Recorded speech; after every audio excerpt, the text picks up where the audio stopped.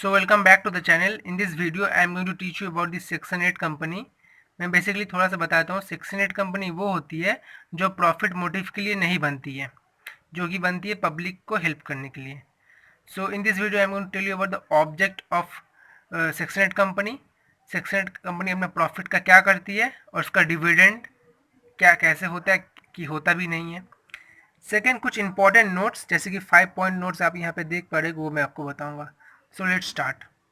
सबसे पहले सेक्शन 8 का जो ऑब्जेक्ट्स होता है वो होता है to promote commerce, art, science, sports, education, research, charity and etcetera. Section 8 company basically इन चीज़ों में काम करती है। सेकेंड, सेक्शन 8 कंपनी भी तो कुछ ना कुछ काम करती होगी, उसको भी प्रॉफिट होगा। सो सेक्शन 8 कंपनी को जो प्रॉफिट होती है, profits to be applied in promoting its objects, उसका जो प्रॉफिट होता है वो प्रॉफिट से भी वो अपना इन्हीं ऑब्जेक्ट को प्रमोट कर सकती है। उसके सिवा कोई दूसरा काम में वो अपना पैसा नहीं लगा सकती। And the third thing is that section 8 company dividend नहीं दे सकती अपने मेंबर्स को, जैसे कि दूसरी कंपनीज होती हैं, लिस्टेड कंपनीज अपने मेंबर्स को डिविडेंड्स देती हैं, तो सेक्शन 8 कंपनी अपने मेंबर्स को डिविडेंड नहीं दे सकती। तो बेसिकली ये 3 पॉइंट्स हैं सेक्शन 8 कंपनीज के: object, profit and no dividend. इसको आप बेसिकली बोल सकते हो ओपो।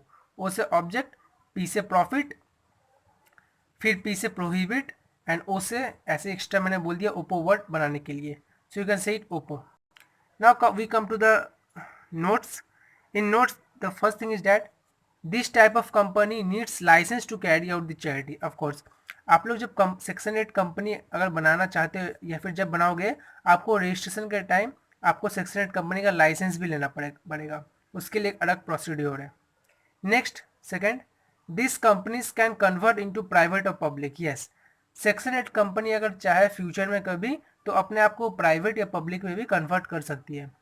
थर्ड इज दैट अगर वो सेक्शन 8 कंपनी एमलगेमेट होना चाहती है, बेसिकली इसका मीनिंग ये होता है अगर कोई कंपनी दूसरे कंपनी के संग मर्ज हो जाती है तो उसको बोलते हैं amalgamation. According to section 232 of the companies act 2013 वो होता है। तो अगर सेक्शन 8 कंपनी एमलगेमेशन होना चाहती है तो उसका होगा सेक्शन 8 कंपनी के संग एंड हैविंग सिमिलर ऑब्जेक्ट्स।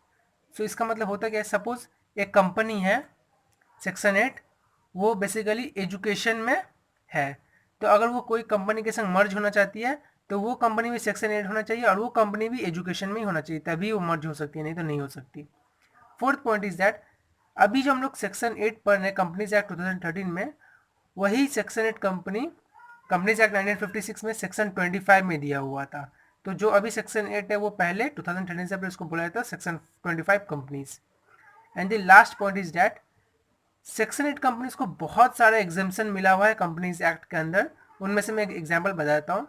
जैसे कि कोई भी कंपनी को अगर एजीएम होल्ड करना, जैसे कि एनुअल जनरल मीटिंग, तो वो नेशनल हॉलीडे में नहीं रख सकती। नेशनल हॉलीडे क्या होता है, जैसे कि 26 जनवरी, 15 अगस्त, 2 अक्टूबर या फिर कोई ऐसा दिन जिसको सेंट्रल गवर्नमेंट ने नोटिफाई करके बताया कि नेशनल हॉलीडे है।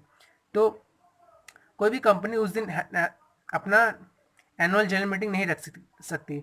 बट जो सेक्शन 8 कंपनीज है वो अपना annual general meeting national holiday को भी रख सकती है। So this was all about this section 8 companies.